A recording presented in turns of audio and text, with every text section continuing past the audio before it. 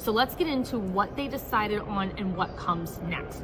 So first of all, you have those programs for veterans, for food assistance, for agriculture. That's going to be fully funded until September of next year. Those are all updated funding levels. Rest of the government, you're just going to continue current funding levels until January 30th. That's going to give them more time to try and figure out update funding levels. Could potentially have another shutdown then, but we're not going to worry about that right now.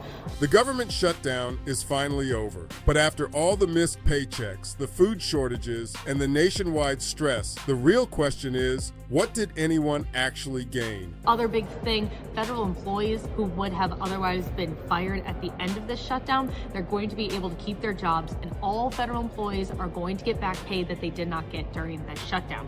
This was the longest shutdown in American history, and yet, when negotiations ended, Democrats walked away with almost nothing. Federal workers will be paid for the time they missed, but they would have been paid anyway if the government had never shut down in the first place. Now, the thing that's not in there are those Affordable Care Act tax credits that are keeping healthcare costs low for millions of Americans. All Democrats got was a promise from Senator John Thune that at some point in mid-December they could vote on a bill to extend them, which means the countdown is now on for Democrats to find some sort of bipartisan ground with enough Republicans that when that bill comes to the floor, it can pass. And that's going to be a huge uphill climb, an even steeper uphill climb, because then that bill will need to go through the House. No guarantee of exactly what happens there, but we know now that the clock is ticking to make sure that those tax credits are reauthorized by the end of the year, or a lot of Americans are going to see their healthcare premiums go way, way up. The biggest issue for Democrats was the ACA subsidies. Healthcare costs are about to rise dramatically for millions of people in 2026. But instead of securing those subsidies, all they received was a promise to hold a vote in December. A vote with no guarantee of anything, no protection for families, just another delay tactic dressed up as progress.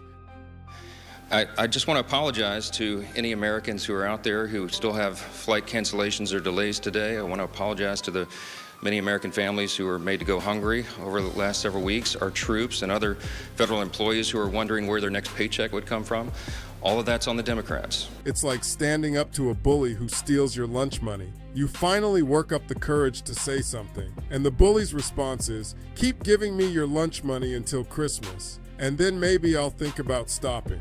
You stood up, and then still handed over the money. Why would the bully stop when taking it keeps working? Just never forget, they voted 15 times between the House and the Senate to close your government. And the Republicans tried every single day of the shutdown to open it, and we voted 15 times to do that. They have a lot to answer for. The one meaningful victory was this: SNAP is funded until September 2026. Millions of low-income families will have food security for the next year. But considering everything at stake, it feels like winning a crumb after losing the entire meal. The administration played the long game and won. So with all of that, I just want to tell you the country has never been in better shape. We went through this short-term disaster with the Democrats because they thought it would be good politically. And it's an honor now to sign this incredible bill and get our country working again. Thank you very much.